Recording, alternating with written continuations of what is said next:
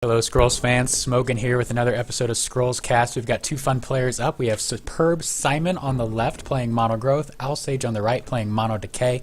Looks like Simon's deck is more of a late game or mid-range growth, and I'm basing that on the presence of the Brother of the Wolf and the Kinfolk Jarl that we just saw get sacrificed. He does have an Earthborn Mystic for turn 3, so he'll be excited to get that down. Alsage is one of the few players still playing Mono Decay in this metagame. Most players have moved away from it. Some still stick to it though. Alsage tends to play, I think, a more late game oriented Decay build, planning to get out things like Halls of Umlasa to generate long-term advantage. TheSuperbSimone has the short-term advantage with the Earthborn Mystic on 3. Alsage looking to respond. Does look like he has quite a few curse things and poison things in his deck. Starts with a Rot Eater on 3, of course a very strong scroll, and will be able to defend it with his choice of units on turn 4. TheSuperbSimone has Frostgale, sacrifices it to play out Brother of the Wolf, so a 3 into a 4. Alsage is unable to keep up with that kind of power this early. The growth creatures are just better than the decayed creatures at this point. But he's going to try to respond. Maybe Blightbearer he could play up, use his 4 resources, and he does play it to let his Rot Eater move 1 space up. TheSuperbSimone will now have to decide if he wants to sacrifice the attack to get an enchantment, and he does, and I think that was the right choice. Plays Ragged Wolf with Earthen Mirth on it, so that was actually a really interesting play. What that allows him to do is trade those scrolls, which were basically free for him, for obviously the creature, and then that poisons Alsage's Rot Eater as well. Sorry, this is a quick game. I'm having a hard time keeping up with the action. Rot Eater does move to the middle, doesn't want to kill the already poisoned Ragged Wolf, who will deal some idle damage. May play Festering Freak in front of his Rot Eater. The Rot Eater is poisoned and will die from it eventually, but he may be able to, if he loses enough units around it, may be able to keep it alive for a couple more attacks. So it's by no means completely damned to die. And we do see the Freak come out. Note that the Rot Eater was sacrificed because Alsage doesn't have a lot of humans on board or in hand right now. TheSuperbSimone pitches his Great Wolf. He looks like he's going to go for a rallying play potentially. His other option would be Ragged Wolf into Crimson Bull. I don't know that. It would basically be a 1-for-1, which isn't awful. It looks like we are going to see Rallying come down, so that will clear out Alsage's units. Good use of all of that, and then get a little bit of idle damage in as well. So Alsage is now behind on board. Does have some nice removal in hand. Could play Brain Lice on the Earthborn Mystic, and then follow it up with a Festering Freak. There's the Freak in the middle. Brain Lice comes down on the Mystic. Does boost its attack temporarily, but a small price to pay to get rid of such a strong scroll. TheSuperbSimone has a number of choices. Starts with Sister of the Fox to cantrip into another Crimson Bull. Now we'll play either Earthborn Mystic or Kinfolk Brave, depending on his preference here. I would probably play out the Mystic, but the Brave would be a fine play as well. I just don't think there's anything that I'm super excited to attack next turn with the Brave, so I'd save it. Alright, Alsage finds a Soul Steal. That's really nice. Not awesome in this situation. It could take out the Ragged Wolf, I guess. Tribesman is great. He actually goes ahead and Soul Steals the Earthborn Mystic, so he'll draw a scroll off of the Brain Lice from that, plus get the Mire Shambler, of course, and then loads up the middle with his Ilmire Tribesman, so he's okay losing the Tribesman if necessary. The concern is a Crimson Bull would break through and kill both of these units. There's Sister of the Fox continuing to stall. TheSuperbSimone does play the Crimson Bull, shifts his units around, so he will take out 2 units with that. His Ragged Wolf is poisoned, but that was free. TheSuperbSimone is really generating lots of incremental card advantage with, well, everything on the board, really, is how he's doing that, and it's going very well for him. Alsage is behind on board, behind in hand even still, and really behind on tempo because these units are attacking right now, so whatever he plays is at risk to be damaged right away. And looking at his hand, if he was on 7 he could go Rot Eater, Blightbearer, but on 6 really all he can do is Witch Doctor behind the Mire Shambler. Maybe he plays it in front, but that really is risking. He knows his opponent can draw Earthen Mirth off the Earthborn Mystic at will, so that would take out the Witch Doctor if he played that to tank for his Mire Shambler. So that's really not a great option, but so he does decide to put the Witch Doctor behind, and SuperbSimone draws a Rat King, has Fertile Soil and Rekindled Spirit, so lots of card draw in hand as well. What I'd be tempted to do here is go ahead and I would have maybe gone up to 6, Fertile Soil to Sister of the Fox, played out Kinfolk Brave, and rebuilt my hand, and then used that to catapult up to 8. But he sacrifices for scrolls and is rewarded with 2 large Relentless Creatures. Does go ahead and play the Fertile Soil, and that was the better creature to play it on rather than the Sister of the Fox. That was the right choice.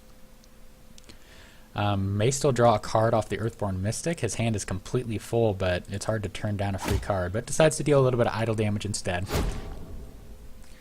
Now threatening that Witch Doctor, Alsage looking for a human to put in front, preferably one that won't poison his own guys if it dies. Something like a Tribesman would be good here, but he does just sacrifice up to 7, so he'll go into top deck mode after dropping 2 creatures here. Hopeful that his Harvester can get a big attack off. That might be his key to coming back, is getting a big Harvester attack. Unfortunately, SuperbSimone has the option of poisoning all of Alsage's units here if he's able to take out the Blightbearer, and he definitely can. And the Witch Doctor would survive for a while, but the Rod Eater, or the Harvester, is the one that's really concerning. Getting a big Harvester attack is going to be so crucial. And doing it before Simon is able to get up to 8 for God Hand. 2 turns away from that. In those 2 turns, he's going to absolutely be filling the board. This turn, he can do maybe Stripe Fangbearer into Kinfolk Brave. Next turn, he could do Rat King into maybe he'll draw a 3-drop. And that's a full board and probably lethal off the God Hand. And it does look like he's thinking about positioning to not kill the Blightbearer, which is fine. He could deal 3 damage to it with this Ragged Wolf, and then he could drop a Great Wolf as well. There's a Fangbearer actually, so now using his 2-drop Brave, so filling the board, not killing the Blightbearer yet. Alsage finds another Harvester, pitches it, of course. Oh, unfortunate draws. The Watcher is useless. The Halls of Umlasa is really great, but what he needs to do is put more stuff on the board right now. He can't, I don't know if he can, obviously he's going to play the Halls, but I don't know if he can afford the, I think he'd just rather have a creature than have the long-term card advantage. But I guess he could theoretically drop Watcher in the middle to let him move up, but I don't know how valuable that is necessarily. I guess what I would do is, oh man, this is a rough situation. I would move the Blightbearer up, play the Watcher in front of the Witch Doctor, and just punt the Halls, unfortunately. Really needed another creature there. But he might still be able to pull this off if he can get a big Harvester swing. That's going to be key. But it's going to have to be basically next turn or never. He doesn't know SuperbSimone has the God Hand, but he probably suspects it. He's seen Fertile Soil, which tells you that your opponent typically is playing a more late game growth rather than the aggro version. But most of these scrolls would fit into the aggro version as well, so maybe Alsage is not suspecting God Hand. SuperbSimone will almost certainly go up to 7 resources. Positions and will accidentally poison his own Fangbearer, but may not expect that the game will last 4 more rounds for the poison to matter. Does go up to 7. Now needs to just fill the board with stuff. I would probably do Great Wolf, Ragged Wolf, honestly. And just go ahead and forget about the haste and just get some more damage in, and that's what he does. So he's tipping his hand a little bit. Alsage surely sees what's coming now, and the question is, can he do anything about it? And I think the answer is going to be not really. Has to pitch the Halls. He needs that creature. He absolutely needs to just stall. That was a great draw. Oblivion Seeker's perfect for this situation. He could Cursed Presence, adds Curse 3, and that would take out the Fangbearer, and then play Oblivion Seeker to block one of the idols. He's probably accepting that his bottom idol will die, and maybe he can just load up on the middle one. That wouldn't be bad. Absolutely must protect this Harvester. Absolutely must protect, and that makes me want him to move up to the middle maybe, and maybe play the Oblivion Seeker down. Even if he loses the Witch Doctor, definitely tricky. The Watcher placement makes the movement somewhat difficult. It was necessary at the time. He does play Tribesman instead of Oblivion Seeker, so he really is valuing that extra health, and that might be the right play. He may have done some math that tells him that having his front unit on 4 is really, really crucial, and that's worth sacrificing the draw power and the better opportunity to curve out next turn by playing the Oblivion Seeker this turn. Okay, big turn for Superb Simon. God Hand is the probably the play here. You're going to do some serious work with it. And it looks like the 4 health is crucial because that prevents Sister of the Fox from getting the first kill. And that will all but guarantee that the Harvester survives. So it looks like that choice was the right one.